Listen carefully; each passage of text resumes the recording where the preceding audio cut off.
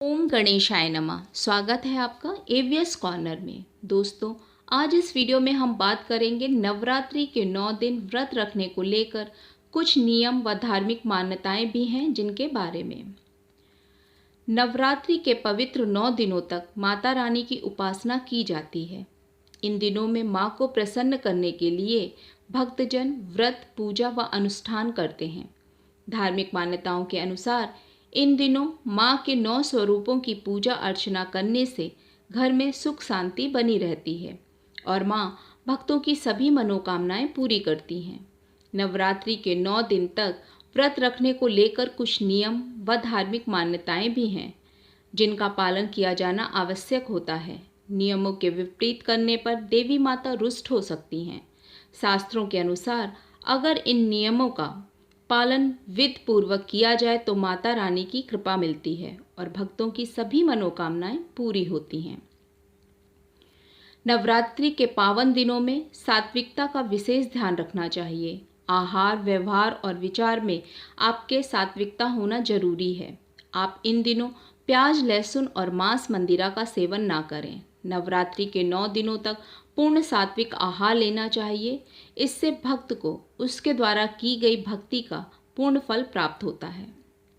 नवरात्रि के दौरान कभी भी घर को अकेला ना छोड़ें, क्योंकि बहुत से लोग नवरात्रि के 9 दिनों तक माता का व्रत रखते हैं, कलश स्थापना और अखंड ज्योति भी जलाते हैं। यदि आपने घर में कलश स्थापना, माता की चौकी या अखंड ज्योति लगा रखी है तो घर खाली ना छोड़ें। अखंड ज्योति जला रहे हैं तो उसमें समय समय पर घी डालते रहें, यानी घर में किसी न किसी का होना बहुत जरूरी है। नवरात्रि का पर्व देवी दुर्गा की उपासना का पर्व है।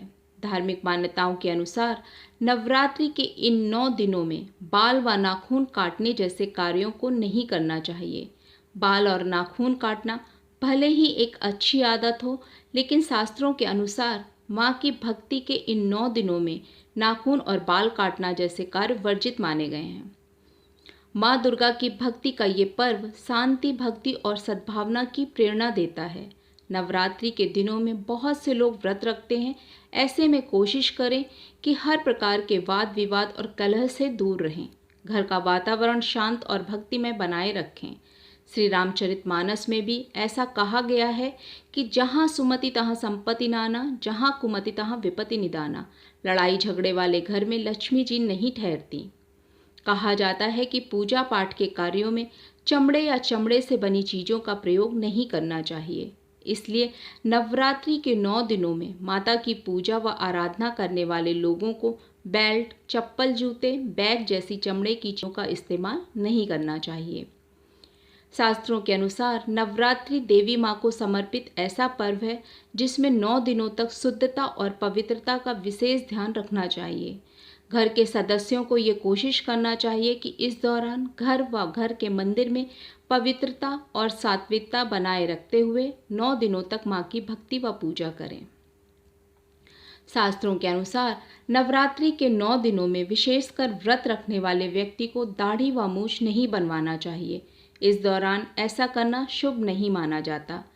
इससे आपको पूजा का पूर्ण फल प्राप्त नहीं होता है। हालांकि इस दौरान 16 संस्कारों में से एक बच्चों का मुंडन संस्कार करवाना शुभ होता है। मान्यता है कि नवरात्रि के 9 दिनों में यदि आपके द्वार पर कोई भी भिक्षु या जरूरतमंद व्यक्ति आ जाए तो उसे खाली हाथ नहीं जाने देना चाहिए। आपको अपने सामर्थ्य और श्रद्धा अनुसार उसे कुछ न कुछ भोजन व दान दक्षिणा अवश्य देना चाहिए। ऐसा करना शुभ फलदायी होता है। नवरात्रि के दौरान किसी भी बड़े, बूढ़े, बच्चे या फिर घर आए किसी अन्य व्यक्ति का, विशेषकर कन्याओं का अपमान नहीं करना चाहिए। कहा जाता है कि नवरात्रि के दौरान इन नियमों का पालन और सच्ची श्रद्धा के साथ माँ की आराधना की जाए तो माँ भक्तों की सभी मनोकामनाएं पूरी करती हैं। दोस्तों, अगर वीडियो पसंद आया हो तो प्लीज़ लाइक और शेयर करें, चैनल को सब्सक्राइब करें और वीडियो में यहाँ तक साथ देने के लिए धन्यवाद। जय माता दी।